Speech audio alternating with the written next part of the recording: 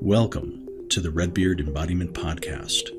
I am your host, Alex Greene, and I'm on a mission to bring the power of embodiment to people all around the world.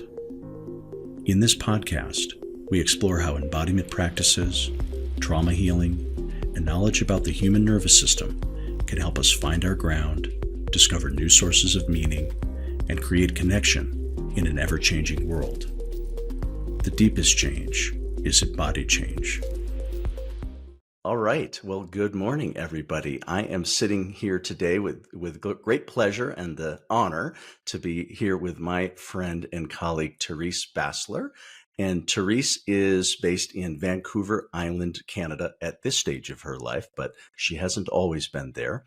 And briefly, Terrice is a mentor, mover, and maker, which is another way of saying a coach and a TRE provider and a consultant and a change maker and a thought leader and all these other good qualities. Just to share briefly, Terrice, about your background, she began her career at the World Bank and contributed to its earliest investments in China. And she led the bank's first loans for schooling in Romania and Albania. And then later, she joined the Open Society Foundations Network at the invitation of George Soros, and worked with other not-for-profits in countries, transitioning countries and hotspots around the world. She has held posts in Hungary, Albania, Slovenia, Kosovo, and South Africa. Since 2008, she has provided her services independently with a client portfolio that includes the United Nations Foundation, European Council on Foreign Relations, the International Baccalaureate Program, the Elders, Girls Not Brides, Vow for Girls, More in Common, and other diverse startup enterprises, special initiatives, and individual leaders. So, with that illustrious background, I had the pleasure of intersecting with Terrice in the year 2000 when we launched our TRE certification program online at the beginning of the pandemic. And Terrice was interested in the Tremoring process, so she went through our program. And then we continued to collaborate afterwards. We put together a program serving frontline workers at a major U.S. hospital, a pro bono project to bring TRE relief to some of those hardworking staff and other things. And now I think of us as friends at this point, Teresa. Is that a fair characterization? It's a fair characterization, noting also that we've never met in person. So this whole relationship has developed online. So we're in a good space today. Thanks very much, Alex. We are good. So, Terrice, can you just as a starting point, what's I gave a little bit of a picture of your background, but mover, mentor, maker. I actually missed the whole ceramics piece. So, can you tell us who you are and your work in the world today? Sure. Mentor, mover, maker came about last year as I was looking at what is it that I really want to do? How do I want to walk in the world? What's most important in the services that I offer? And I will say also that's a little bit age related because I was about to turn 65 and it's a good time to ask those questions. I would certainly encourage any of my clients to ask those questions. And that's what really came out. And so the process since last year has been finding ways to do what's really most meaningful to me. Which is working with clay and supporting others and trying to bring that service together with what I now call a design mindset. Someone once said to me that good design is about problem solving with grace. So if I can support others in problem solving and also bring a design mindset and creativity to everything I do, that feels like first prize at this stage of life. And I should say, I also reached a point in my career where livelihood and income generation no longer needed to be at the center. I feel very privileged to think about my offering as service to the world and something that's fulfilling for me. So welcome to my studio, which is where I work with clay, where I also support others and communities of practice online in TRE, and where I also hold individual mentoring sessions as well. And this year was a year beyond years where I sat still. I'm a person with airplane wings, and so they really started to flap again this year with journeying.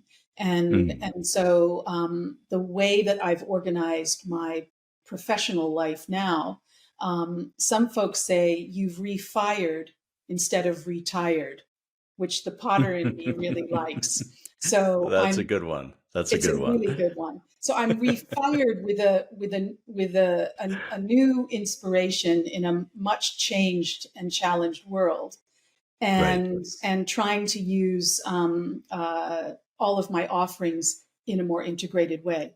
So that's where I am. Awesome.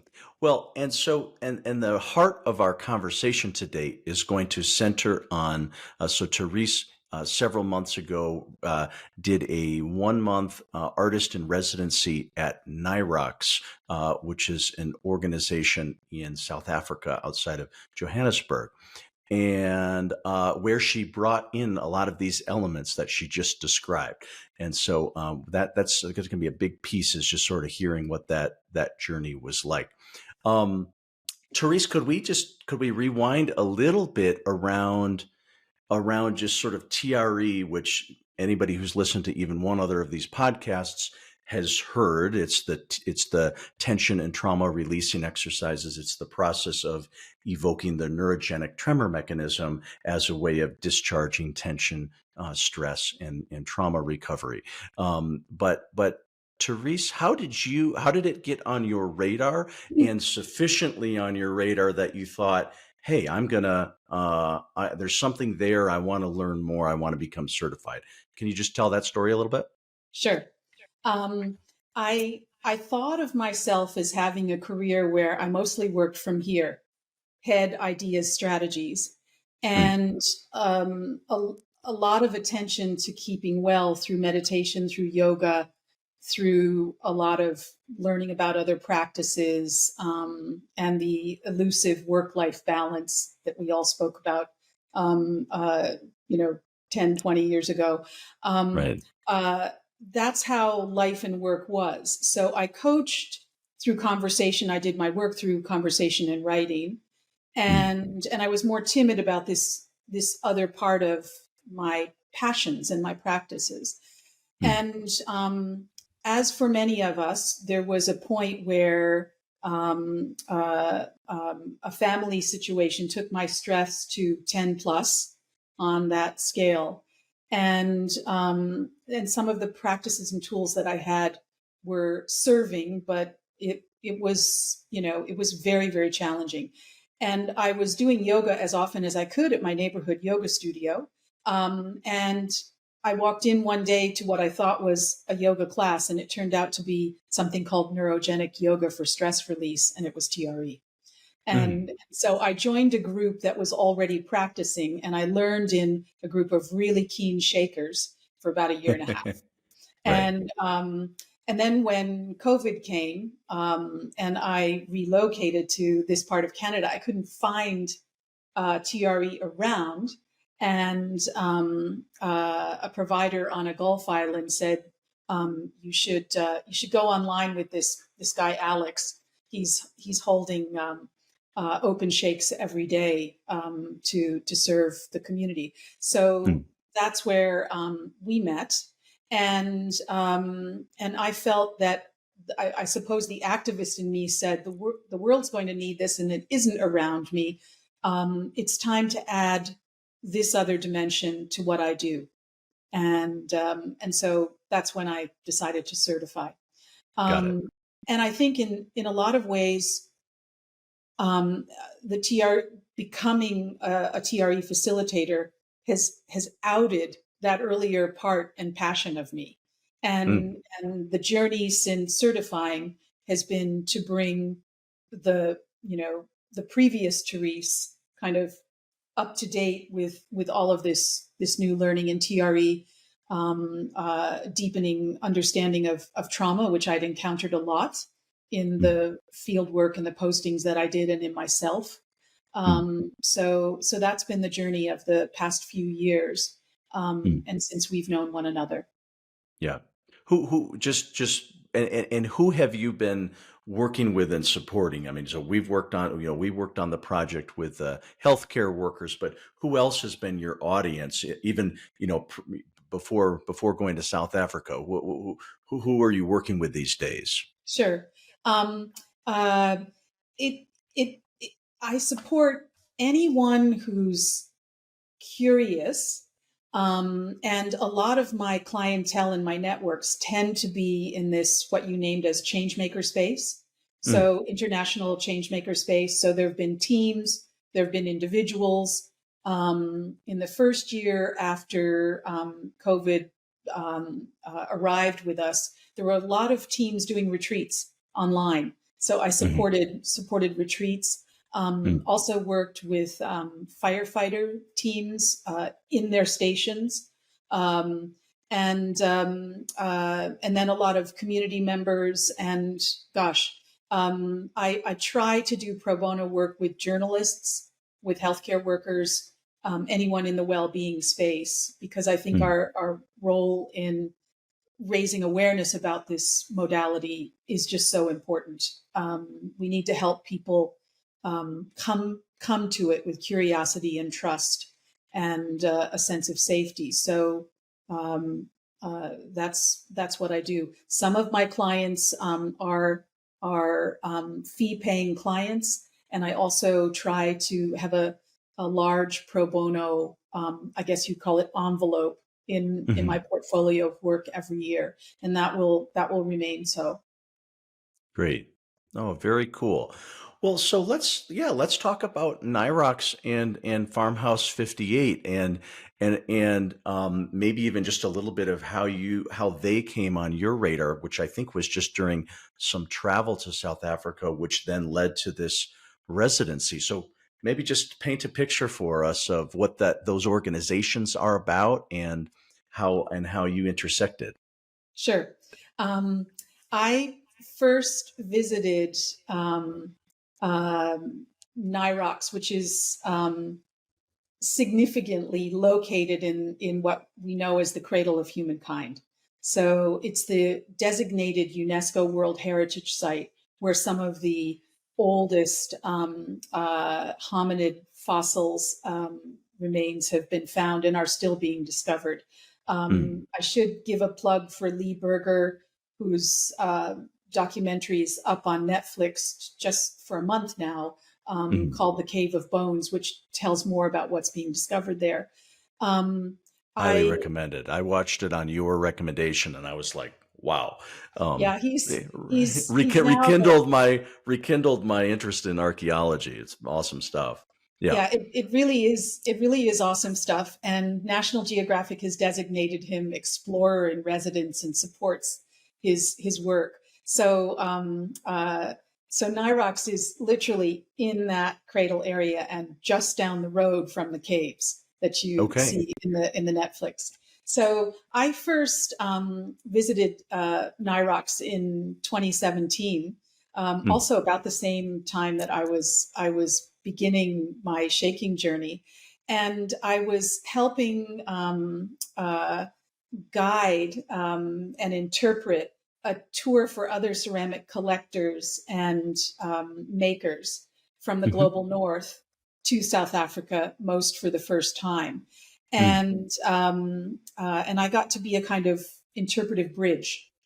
And one of the stops on this tour that was designed by a firm I love called Cape Insights um, was to visit the cradle and all of the art scene in Johannesburg, which is Oh, very vibrant. And I see. so we drove out to NIROX for the day. It was in its early stages of development, and we had a meal and we toured the sculpture park. So NIROX got its start in a former trout farm with lakes and beautiful setting, and then Mm-hmm. was becoming a large format sculpture park and had begun to receive residents. They've been hosting residents there for about 16 years now. And I could just tell that it was a, a fascinating place with great leadership and like nowhere I had visited before. So it got on my radar. And the cradle was incredibly interesting, but that was only just a short visit. This Mm-hmm. year, I was terribly homesick for friends and folks I knew while living in South Africa, and so in January I designed a journey mostly to connect with people. And that same friend with whom I was on the ceramic learning journey said, "We need to go to the cradle again." I said, "Okay." Mm-hmm. So we went up for a couple of days, and I saw that NIROX had developed a lot. Mm-hmm. There was now a fascinating restaurant on site. People could come out. There was more artwork. There Mm-hmm. was a large studio And space. is it driving distance from Johannesburg? Like, is this a place that people from the urban center can easily access, or? Ab- Absolutely. Yeah. Depending on, and that's another thing that made it so interesting. It's an hour's drive away, Mm-hmm. and from an airport that gets you anywhere or from anywhere, Right. and out of this huge city, and yet it's rural.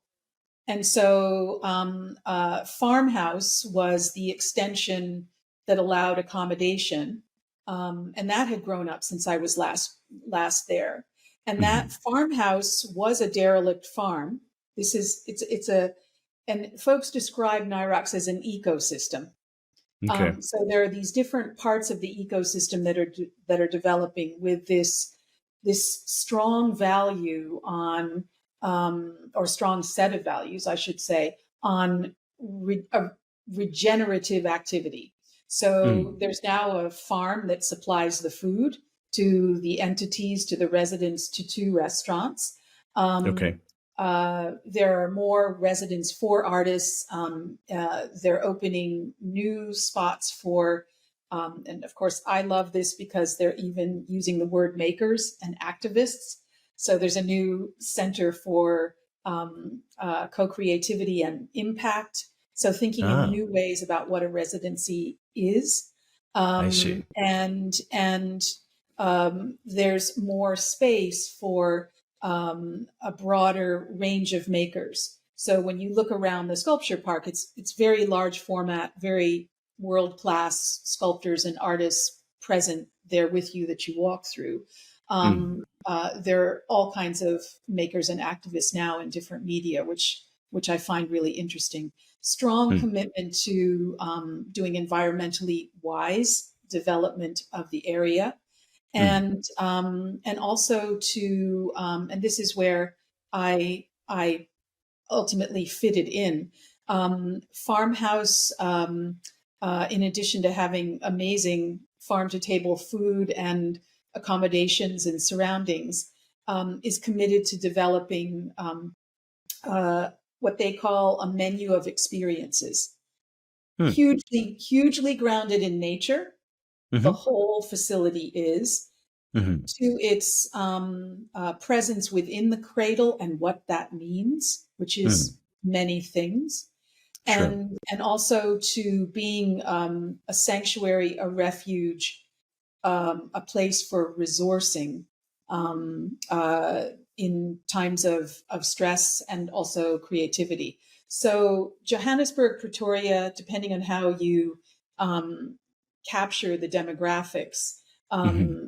Greater Gauteng is some 12 to 13 million people. Johannesburg city itself, without Pretoria and the other surrounding areas, 5 or 6 million. So you've got that many people that Right. close by. And as we Wow. all know from reading the news, stressed by a lot of challenges of crime, security, governance. There was the the very tragic crisis of migrant housing building catching fire just a week ago with death. So Mm. at the same time, it's one of the most powerful economic engines for Africa. So there's a Right. lot of creativity, there's a lot of resourcing, there's a lot of trade, there's a lot of edgy fashion, music. It's a Mm. For me, it's an absolutely fascinating place with an important heartbeat of Africa in one space. So NIROX Farmhouse have become a go-to place. It really comes alive at the weekends when a lot of urban dwellers come out for food walkabouts. They're well known for curating amazing concerts of African musicians. So there's a strong sound awareness and component there. Cool. So that's Yeah. NIROX in a nutshell. Very cool. Well, when you said Farmhouse curates sort of these menu of experiences and some nature based, but can you share just what are some of those experiences? Sure. Yeah. My host was Lesejo Mapeka, who is the founder of Epic Hikes. And so he's integrated with Farmhouse and offers contemplative hiking and then certified in breath work. So there's breath work at a waterfall, Wow. walking up into the hills that overlook the cradle and watching the zebra in the morning kind of pass through. Yeah. Pretty amazingly cool.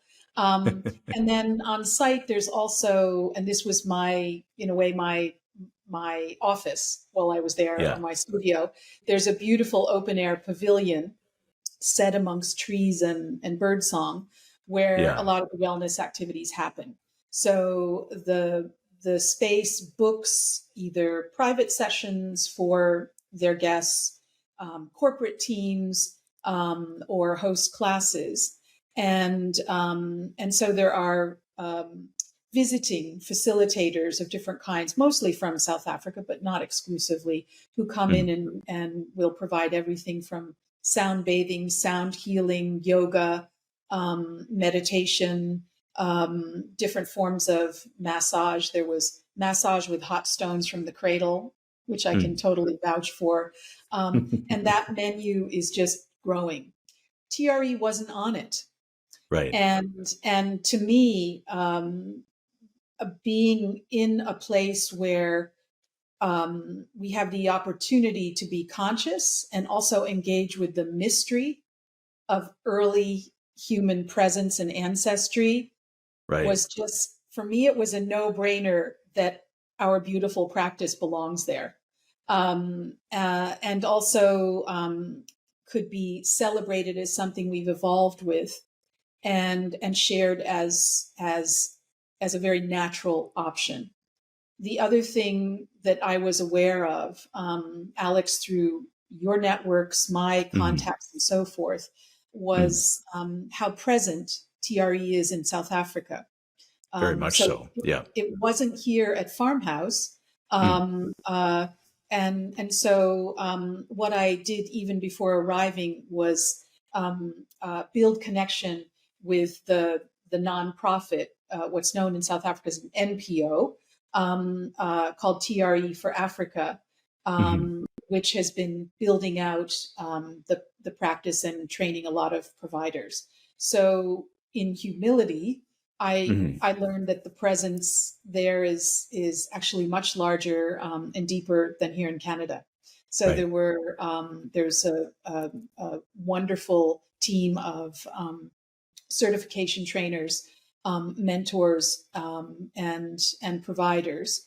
And I also found in my 2 visits this year that TRE was more of a household word, I'll say, than it is In here where I live. Canada.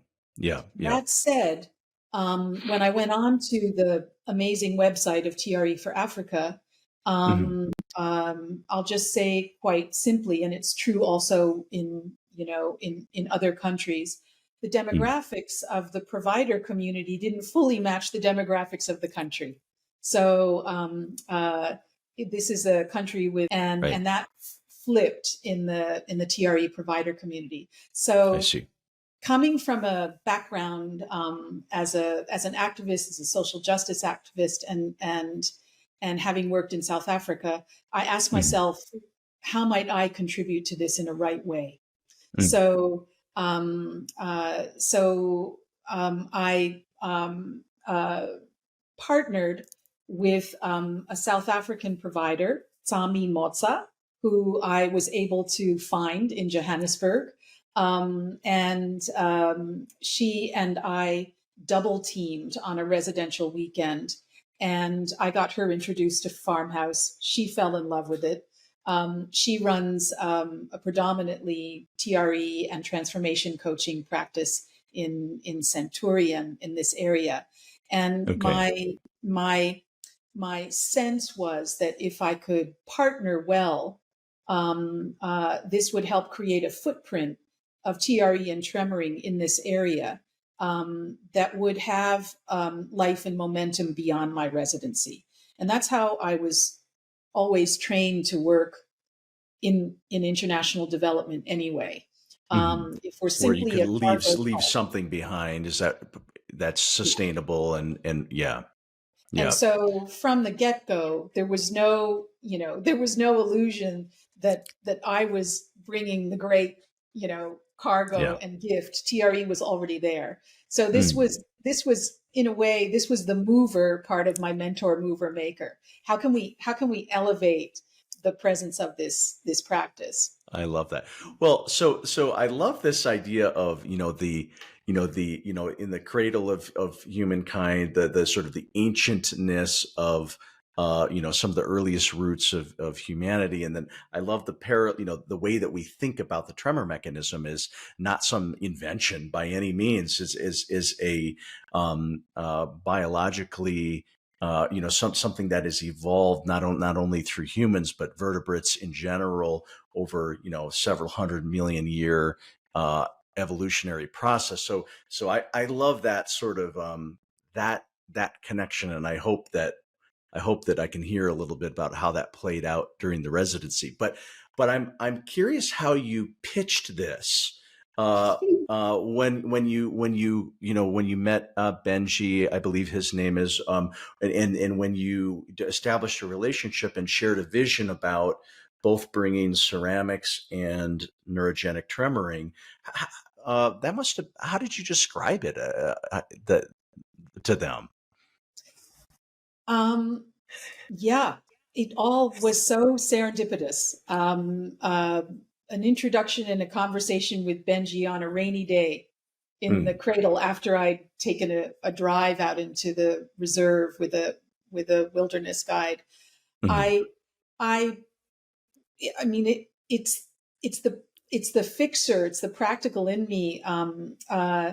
Simply having a conversation about the difficulties they were having with a kiln firing during power outages and talking about alternative firing, mhm, and then a conversation about Thomas Hubel and intergenerational trauma mhm, and the sort of larger resonance of what was going on there. So I, mm, I I just said, Benji, there are these different connections, and it's how I see the world. Can I just toss these out?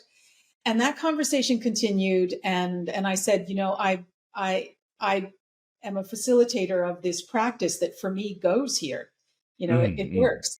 And so that conversation led to being invited to put some ideas on paper, which I called Notes for NIROX. And I saw my contribution as service in three different areas. In a way, helping to make some international connections because it's how I think, mhm, mhm, and sort of imagine possibilities, mhm, and also to the facilities for ceramic work as I do it, a studio potter, were pretty slim. mhm, So and I also knew there was this firing challenge. So I wanted to come up with a project that was really about belonging with clay. So rather than thinking big and trying to do the impossible, which could fail, I thought about how can we create a process for anyone here in the cradle, the staff at NIROX, the teams, and then I was aware that there were strong community engagement linkages with boys and girls after school groups in the surrounding communities. What could we do that could create a sense of equality? So the First Vessels project, or what I came to call the First Vessels Collective, was a project about sitting in circles, the first way of human gathering. Circles usually around a fire. In this case, we were around a pot of clay, bucket of water, and tools that we could forage from the cradle: stones, foliage, porcupine quills for carving, acacia tree needles. So a very simple, basic setup. And then over 2 weeks, we invited circles of people from all different backgrounds to the people who care for the sculpture park, who staff the farmhouse, who grow the vegetables coming in from the field. So we sat up outside, and it was days and days of making with about 400 grams of clay, each of us, on slices of a fallen stinkwood tree, which we called laptops. And so it was simple making of hand-built pots. And so this was about not needing to self-reference as an artist. It was about imagining, how did we humans come up with, molding mud together, firing it, using it for food storage, bones, remains, drinking, baptisms, rituals. So a bit of imagining and connecting with that making of the first vessels. And also, and this is something that was really fulfilling about the project, upwards of I would say about 80% of our nearly 100 makers who moved through these circles had not worked with clay before. So it was their first vessels. Then as a culmination, we held a pickup day where all of the fired pots, and they all came out beautifully and fired in windows of operating electricity in the kiln. The makers would come to collect their pieces, and that was a day I'll never forget. And reverence, dignity, discovery, celebration, kids wanting to put water in what they'd made just to see for sure that it would hold. Would hold as a drinking vessel. So very cool. So that was the process of first vessels. And all along this time period, I was also shaker in residence. And so that meant that on days where we weren't in the outdoor circles, or where the kiln was firing, or I was otherwise free, I was across the road and up at farmhouse hosting shakes. And so that was a beautiful experience. I don't even know the numbers reached there because some days there was short notice, but it was everything from people coming to farmhouse to finish a writing project, and then tending to self-care at the same time, to weekenders getting away, bringing their friends, because this was a place where they could practice TRE. And I also had the pleasure of working with a corporate team, or what NIROX calls the corporates, who came in from Johannesburg, from one of South Africa's major banks, for a revitalization day. So while the sculpture park was otherwise quiet, we spread chairs and mats out and shook amidst the large format Oh, sculptures. you did it right there in the sculpture garden? Oh, Yes, cool. because we could make that space, we could make that space private. That's So awesome. essentially on that day, and I really felt like a kid in this amazing TRE playground. The residential weekend that we hosted Hmm. was a 3-day sort of package immersive experience. Hmm. And we really didn't know what that would yield. So there were choices of the other wellness activities, as well as sitting around in the lapa beside the fireplace, chatting about how we came to be there that weekend. And Hmm. that group was a wonderful mixed community of people who knew TRE, who'd been Hmm. intending to try it. Hmm. Two providers, so Sami and another provider as well, came and joined us, and an amazing weekend of practice and conversation about TRE. And by the Sunday of that weekend retreat, I'd had more than a few people saying, "Hey, what's next? You're going home." And so we simply hosted a "What's next" conversation before everyone got into the Jeep and was Hmm. taken back across the road to their cars to travel back home. Hmm. And and and so there was an input, if you will, a voicing to NIROX and Farmhouse of what more What was they could wanted. imagine as next, and then these you're talking about the as the residential retreat finished up. This is That's right. the yeah, okay, the Yeah. emerging next And steps. Yep. yep.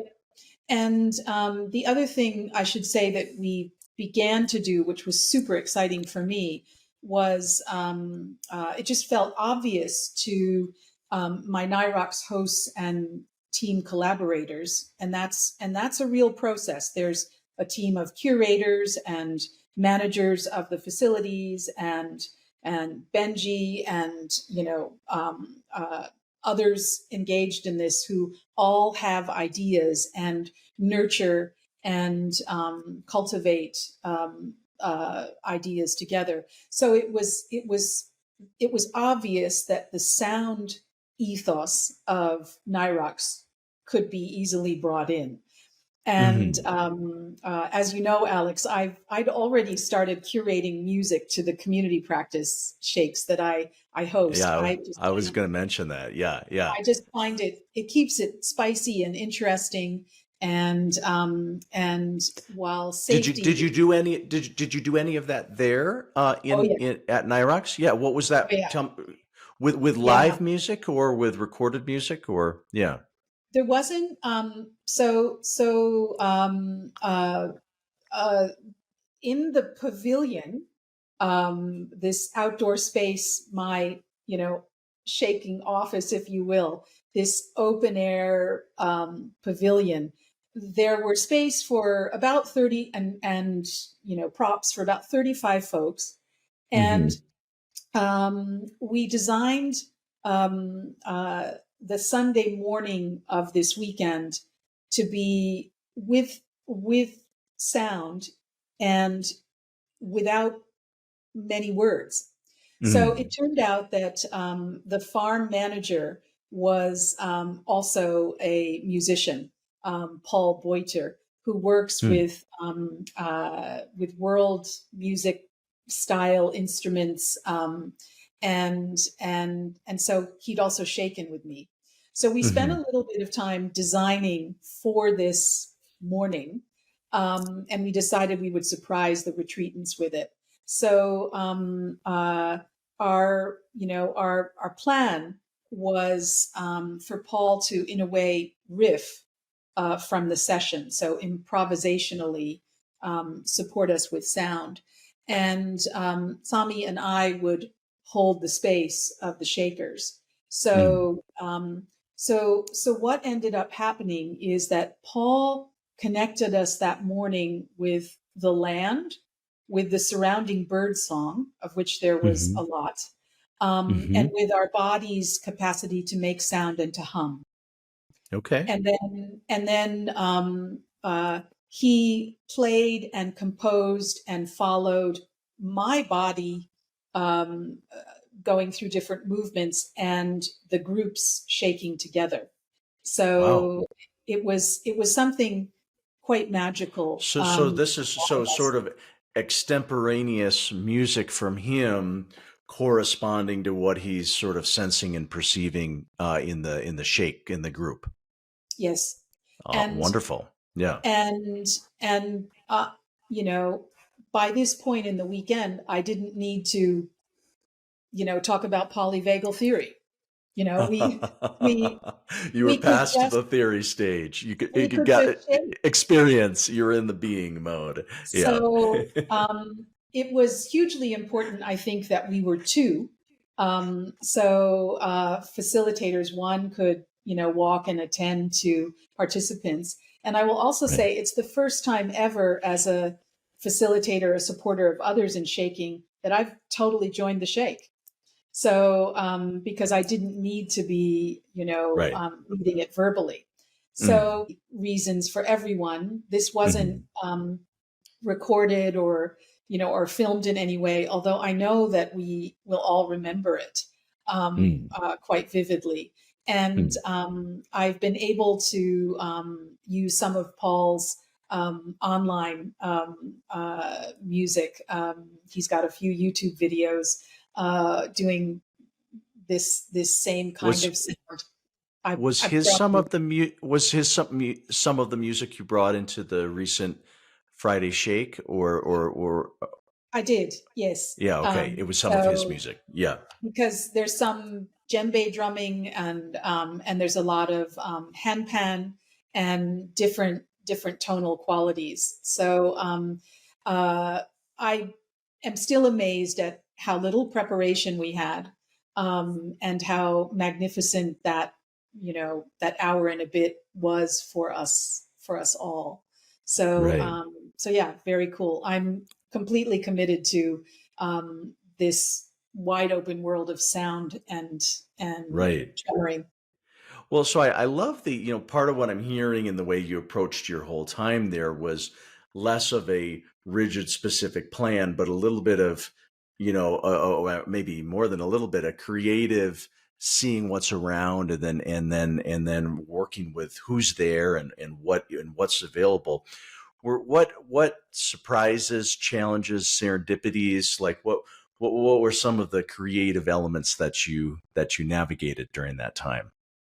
Well, I think this wasn't unfamiliar, having spent a lot of time in South Africa and other African countries. Um, uh, things don't, for various reasons, things don't always happen on time or according to plan. Yeah. And one conversation I was having, I was saying, punctuality is a beautiful concept, and then one of the team at NIROX said, yes, and here it can be a very abstract concept. And I thought that was just a beautiful way of capturing this reality. Mhm. And I think uh, if you're used to life in the global north, Mhm. in, busy urban centers, shifting into this reality can be a little stressful. So, Mhm. so navigating that was a process, and that meant everything from thinking that you're going to do a late afternoon shake in light actually Mhm. becomes dark because it was winter and darkness came. So even a half an hour difference sometimes meant a different situation that we had to deal with. Sure. And it also meant, as it did with an amazing group of secondary school students who were all girls, a group called the Ubuntu Queens, who are supported in activity by NIROX and Farmhouse. It meant there was relatively short notice that they were coming for a shake. And so there were some Okay. 20 adolescent girls about to arrive in the space. And I hadn't we knew they were interested in shaking, but it happened kind of all of a sudden. And that's quite a responsibility for a Uh-huh. provider. Right. And again, there's no time for a lot of intake and so forth. So I was fortunate to have already shaken or introduced this practice to their volunteer coaches. So the folks who helped organize their activities. And so they understood um, resistance and safety about coming to this. And so I said, whoa, 20 some girls here in, soon. And Hmm. so the, the novel approach that the coaches came up with is they've just gotten out on school holiday and they finished big exams. So this is all going to be about a practice that helps to release exam stress. Uh-huh. And So you had to everybody could relate to that. frame it in a way that was meaningful for them. Yeah. Exactly. And then it was chilly, and we had blankets for everyone. So as an assurance of safety, Right. I also decided that all the tremoring would be done under blankets. Mm. And so for anyone with sensitivities about some of the positions that are quite common or the Hmm. tremoring response when it arises, there would be this container of safety in the form of a blanket. Mm. So that Hmm. worked really well. How And how did those how did it land for those young women? oh my gosh, giggling off the charts. Okay. And this group also is quite proud of their musical capability. They also play soccer. They enjoy being together, and their coaches, Crystal and Paul, were basically reinforcing the message that this is safe. Therese can be trusted, even if she seems like this visitor from far away who doesn't speak like us. And Right. I also did my practice in bare feet, which everyone thought was just madness in the middle of a South African winter. So Sure. most folks kept their socks on. So we really had good fun.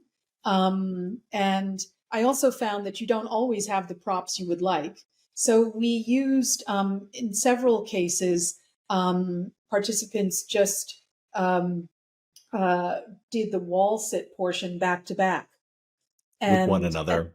yeah, with one another, Yeah. and that can be a sort of team building in disguise with a Hmm. workplace team, and also a source of giggles. Sure. Fun. Well, and then I think when you and I spoke when you came back, that you sort of words, as you kind of established yourself there, you got, kind of getting into the flow, and then didn't words sort of spread even among sort of the various staff, and that, what's the shaking thing, and you ended up getting a lot of them involved, isn't that right? Absolutely. Anyone on the teams Uh-huh. at NIROX, the restaurants, anyone in the NIROX Community. ecosystem, yeah, Uh-huh. was invited to come and shake, and so plenty did, Mm. and those who didn't missed out, and got curious and asked others. But there were a couple of stories that came to me that were really great. So one of the team at Farmhouse who helps service the rooms between change of guests um, was heard saying she had come to shake, and she saw a colleague who was stressed out one day, and she was heard to say in her home language, you know, sister, you seem really stressed. You ought to shake. And I think the process, even before I arrived, Lasejo and I, my host, we worked quite consciously on language Mm. around this, Mhm. and he said, I don't think it's going to work if we if we lead and scare people with trauma. Mm-hmm. And he also brought home to me that the archaeology that's going on in the cradle can also be seen as a lot of excavation of humans. So we see it as these amazing finds, Mm-hmm. but it feels like something that, you know, that embodies trauma even as a process and in an ancestral and intergenerational sense. So we worked at quite a while. We wanted to honor that TRE was known in South Africa. So how do we name this retreat? How do we share this practice? So we did use TRE, Mm-hmm. and we also found traction, I guess you will, in just calling the practice shaking meditation. Mm-hmm. And meditation was familiar at Farmhouse. There'd been other meditation teachers coming through. And this one just, occurs in a little bit different way. And Mm-hmm. so shaking, a shake, and shaking meditation were the language that seemed to work. Yeah.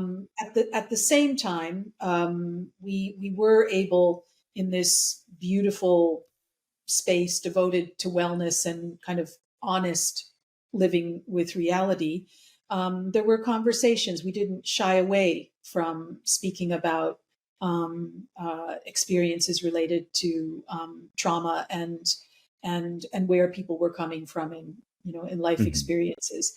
And my collaborator Sami was absolutely gifted at discussing these aspects of the practice in more languages than I can offer in a local Mm-hmm. context, Mm-hmm. and also the importance of self-regulation and integration. So Mm-hmm. I felt we were able to offer something that was both safe and responsible professionally, and that could be carried on.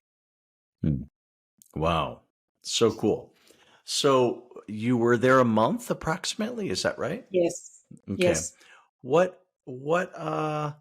coming home, or what impact on you? What did you learn? What are you digesting? How did this change you? I had almost no physical jet lag. I was very energized by the experience.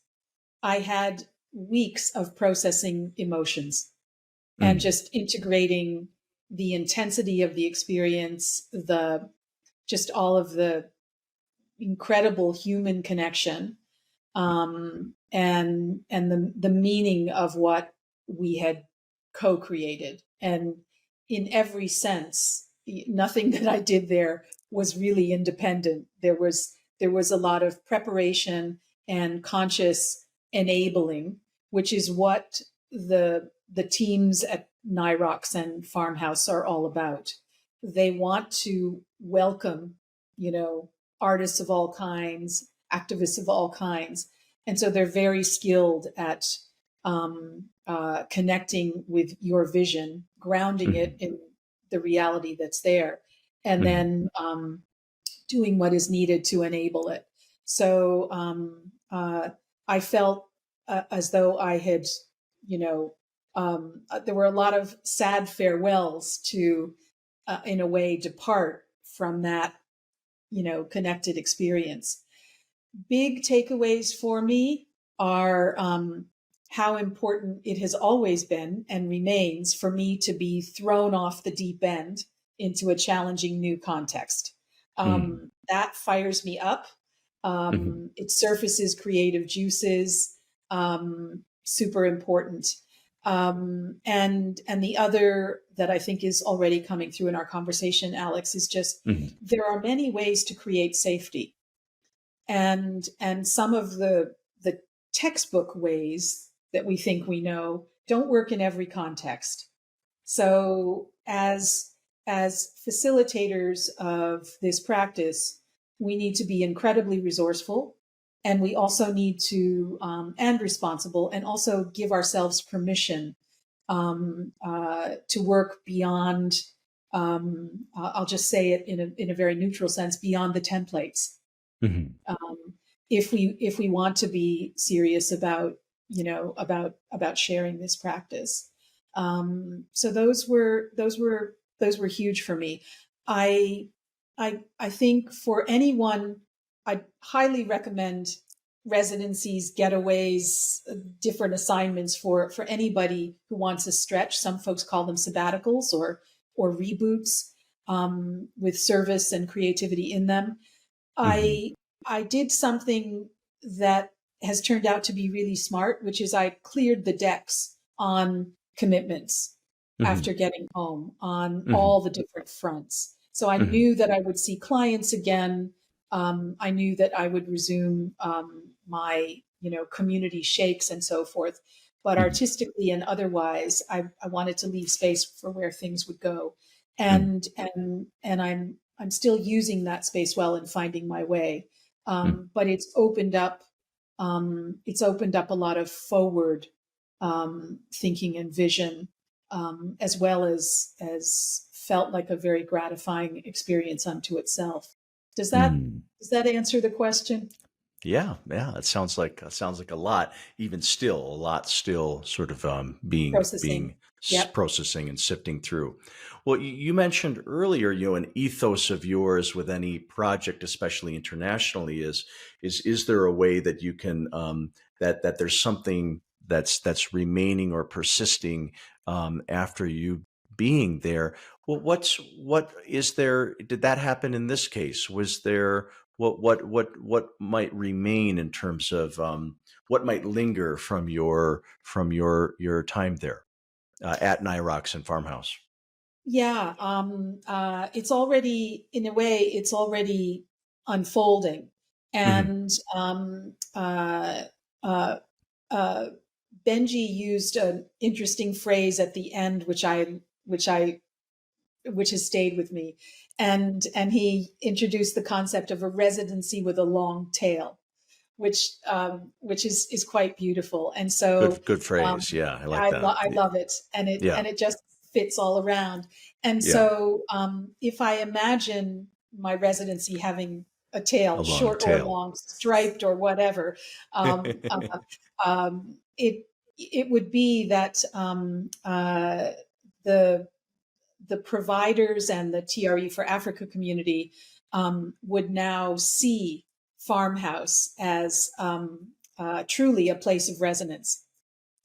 So coming out to practice on their own, because it's accepted, it's not strange, to Mhm. restore and also to host um, uh, trainings and gatherings and retreats there.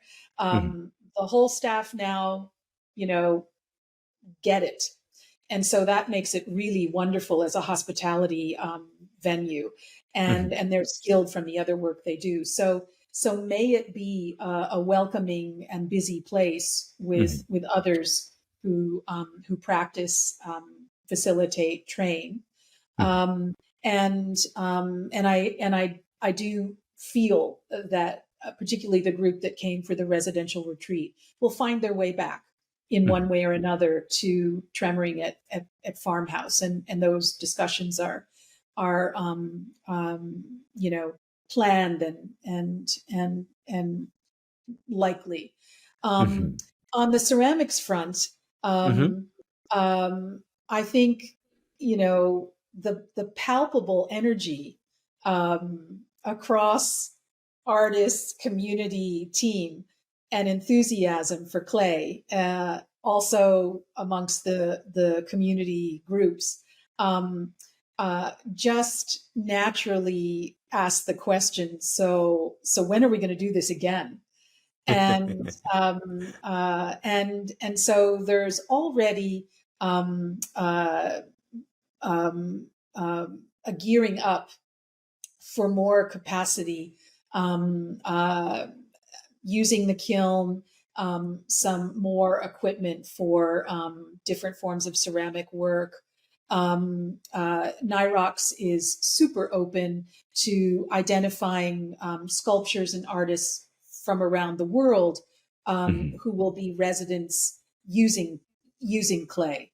Mhm. So I think you'll see ways for community and engagement in ceramic pottery work, as well as an attunement to more ceramic artist presence there. And it already is, it is and has been happening. So I think that will carry on. I feel as though I just sort of called it growing small pots. I feel like these little 400-gram pots that essentially disappeared in one day because folks came to pick them up. Dispersed to the winds. Yeah. They dispersed, and there's a lot of trusting at NIROX and Farmhouse in a kind of organic unfolding. So I probably come from way more of a bureaucratic, administrative and policy-based kind of process background than takes place there. And that was another great, throwing off the deep end, was to work without that kind of stricture, but enough clarity up front about intentions and vision so that we could create a successful experience and have an incredible amount of fun, which I absolutely did. Very, very cool. Wonderful. And for NIROX and Farmhouse, we'll include all the information here, in the show notes and at the end, just so folks can see and some of the imagery and get a feel for the places that we're discussing. But so Teresa, any other creative efforts or projects that are Canada based, or any other adventures that you would like to share about right now? Yeah, I came home, and one thing I have done in the last month is host a clay circle on a small Gulf island here in the middle of a forest, alongside a forest bathing guide.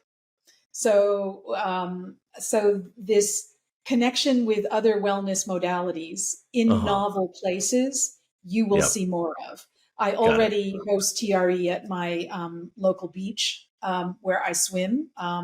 So I think more practice in novel indoor and outdoor spaces is happening and in the cards. I want to go deeper in working with makers and artists. I've already done some work on the connection between tremoring and nervous system regulation and creativity.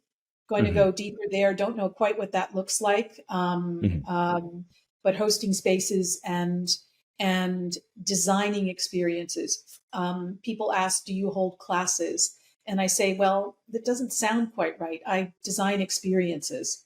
And then in clay, I've just committed to what I'm provisionally calling In Terra Spective, which will be a solo exhibition that opens in 2024 on International Women's Day, as a tribute to women who have profoundly changed my perspective or how I show up in the world. So I'm going to be spending the next months making pieces for that show, and then seeing where that takes me. And I will absolutely, for sure, return to NIROX Farmhouse in some form. When that is, and exactly in what form, who knows? But WhatsApp is the great, connector. Network. Yes, the great connector, and I'm pleased that WhatsApp is busy ferrying messages back and forth from new friends and collaborators there who are each and every one going on to bigger things themselves. So so that all just feels right and beautiful. Wow. Well, thanks so much just for sharing your journey or distilling it down for this conversation today. It's really, really, really rich hearing about that. Alex, thank you for the interest you've shown.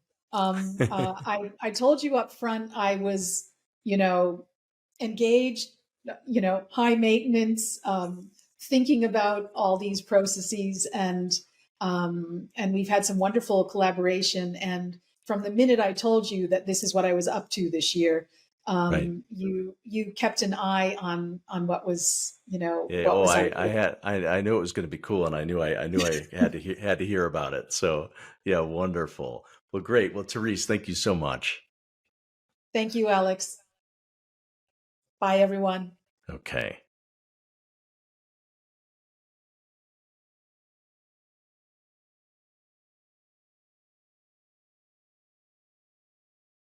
Thanks for listening to today's episode of the Redbeard Embodiment Podcast. To learn more, visit us at redbeardsomatictherapy.com or send me an email at alex@redbeardsomatictherapy.com. If today's conversation resonated with you, help spread the word by subscribing and sharing with others. Hope to see you next time.